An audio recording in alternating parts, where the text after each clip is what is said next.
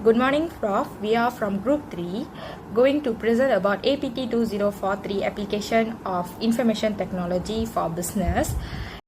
In our group, we have 6 members. It starts with Yoga Shanmadi, daughter of Gunasilan, A22A0795, Viondini, daughter of Sasi Kumar, A22A0592, Ahmad Adam Al Baihaki bin Muhammad Izzuddin, A22A0121, Kisha, daughter of Shanmugam, A22A0473, Girija, daughter of Suresh, A22A0765, Sasi Kumar, son of Ganesan, A22A1108. And hi, my name is Ahmad Adam Al-Bahiki bin Izzuddin and my matric number is A22A021. Okay, about the introduction. Microsoft Access is commonly used by businesses of several purposes, including database management. Access is often used to create and manage databases. It allows businesses to store, organize, and retrieve large amount of data efficiently. Second, data analysis and reporting. Access provides tools for acquiring and analyzing data stored in its databases. Businesses can generate reports, summarize, and perform data analysis tasks using Access queries and reports. Third, custom applications. Access allows users to create custom applications with forms for data entry, reports for data analysis, and macros for automation.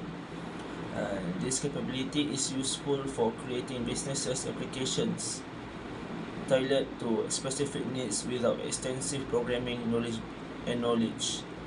That's all for me. Thank you.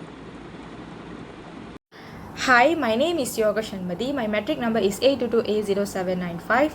So today I will present about how we can be recording and retrieving the student data using Microsoft Access.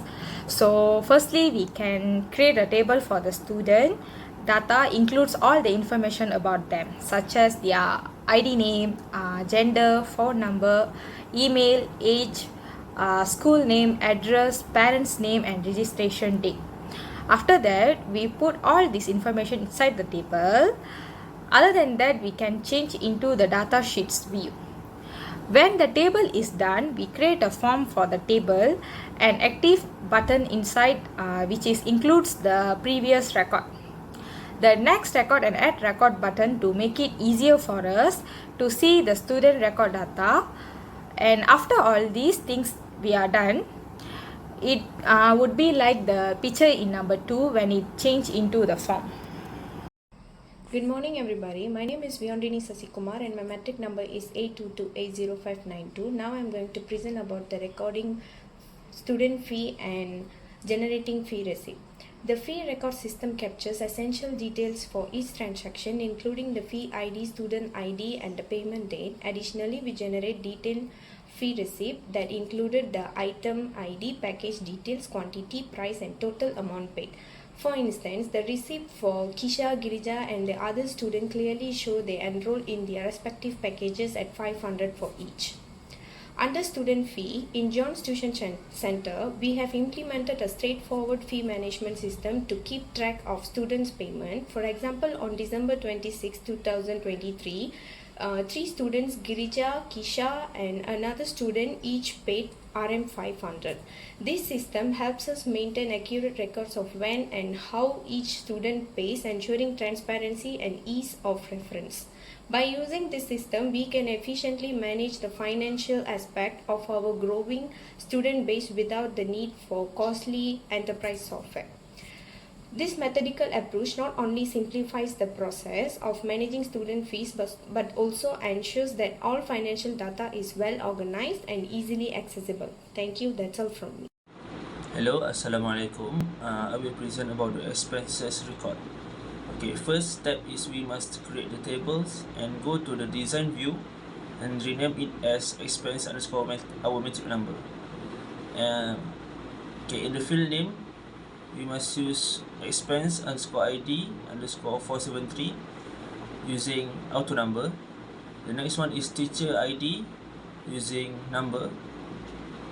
Next, expense payment month using number, and the last one is expense payment date using date and time. Okay, the next next category is we must do expense category. Okay, the first step is create a new table and go to the design view, and we will rename it as expense category. So in the field name, we must include the expense category ID using auto number, expense category name using short text, and expense category amount using currency. Okay, next we go through the table once more. We create a table and we go to the design view and rename it as expense month. So in the field name is we put expense month ID using auto text, auto number, and the next one is we put expense month name using short text. Okay, next we go through the expense record. Okay, in this table we have expense ID, teacher ID, expense payment month, and expense payment date. So in the expense ID we put 2, in the teacher ID we put 2, and expense paying month we put 2 also, and the expense payment date is we put 23 February 2023. Okay, the event ID we put new, the category is 0. Okay, that's all from me, thank you. Hi, my name is Kisha Shanmugam. My metric number is 8228043. Other than that, I will present for the next part, which is a total income by packages. If they want to see a report for total income by package, they can click as the show dynamic economics menu. There are three packages which are UPSR, PT3, and SPM. The highest is SPM, which is RM20, and the second is UPSR, which is RM10, and the last is PT3, which is also RM10. Thank you. Hello, my name is Girja Suresh. My matching number is 8280765. Today, we will be dividing into our recent financial analysis using the data compiled into our Microsoft Access database. Access is a powerful tool that helps us manage and analyze large data sets efficiently. Firstly, let's explore our queries. In front of you, you will see two queries tabs from our database. Query Packages Report 148 and Query School Income 473. These queries allow us to extract specific information tailored to our financial analysis needs. Now, focusing on query School Income 473, this database provides us with a breakdown of income generated by various schools. The columns, school names, price, and total amount give us insight into our revenue streams and the number of sales transactions. Let's dwell into the numbers. At the top of our list, SMK Pengkalan Ceper leads with a total income of 4,300 from 9 sales. This is followed by several other schools, each contributing differently to our overall financial picture. Noteworthy patterns emerge from our data. For instance, SMK Pasir Puteh shows 500 ringgit in income from a single sale, while SK Pengkalan Cepas has earned 1,200 spread over 4 transactions. These variations highlight the diverse financial performance across schools. In conclusion, our analysis sheds light on financial dynamic of each school. It's clear that some schools are more financially productive than others, presenting opportunities for further investigation and strategic planning. Thank you. Hello, my name is Asikumar Laki Ganesan and my meeting number is A22A110. Today, we are dividing into our financial review session with a comprehensive analysis using the Microsoft Access report display on screen. This report generated from our database especially focus on the query School Income 148 report, empowering us with tools to efficiently organize, analyze, and share our financial data. We delve into specific. The report column includes school name, price, total amount, and sales package. This structure format allows us to gain insight into the income received from each school and the corresponding sales package and contribute this amount. It provides a comparative view of school performance. For instance, SMK Pengkalan Chapel stands out with a total amount of 4,300 generated from 9 sales package. This analytic highlights schools that are excelling in revenue contributions. In conclusion, these reports serve as a pivotal tools for evaluating and financial contributions of each school, identifying trends, and making informed decisions moving forward. Thank you. Hello, my name is Sasikumar Nakikanesan and my metric number is A22A1108. Today's presentations on our business dashboard focusing on the simple profit and loss statement for current year. The dashboard we have today showcases our income, expenses, and net profit from April to December. As we divide into a data, you will notice that our income is recorded only in December, totaling 17,000, while no income is reported for other months. This indicates a significant concentration of income in a single month, which might not be sustainable.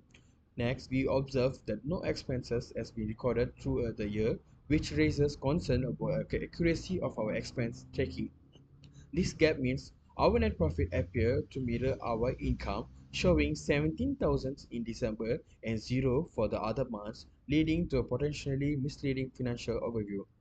Our yearly summary highlights a total income 17,000 with no expenses recorded, resulting in a net profit 17,000.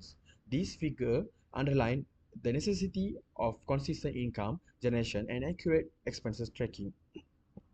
Key observations from the dashboard include that the heavy skew towards December for income, the lack of recorded expenses, and the subsequent overestimations of net profit. Therefore, we recommended enhancing our income generation strategies for better monthly consistency and implementing a robust expense tracking system. In conclusion, while the business dashboard provides valuable insight, it also points out a critical area of improvement, particularly in ensuring consistent income and meticulous expenses tracking. Thank you. In the conclusion part, the project work is to address data management challenges at Mr. John's Tutoring Center. Mr. John runs a growing tutoring center and is struggling with managing the increasing amount of business data manually.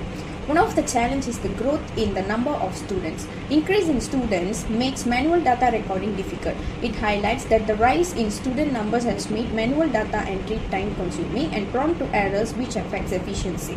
The objective is to improve data management, simplify and administration and storage to boost financial analysis. The project aims to streamline how data is handled and stored, which will help in better analyzing the center's financial performance. The solution is innovative ideas and best practices. Use creative solutions and best practices from the industry to solve these problems effectively.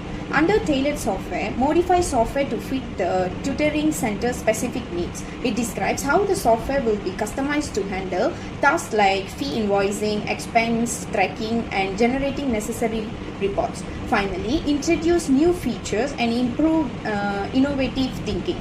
It highlights some of the new features that will be added to the system to make it more functional and user-friendly. Thank you. That's all from me.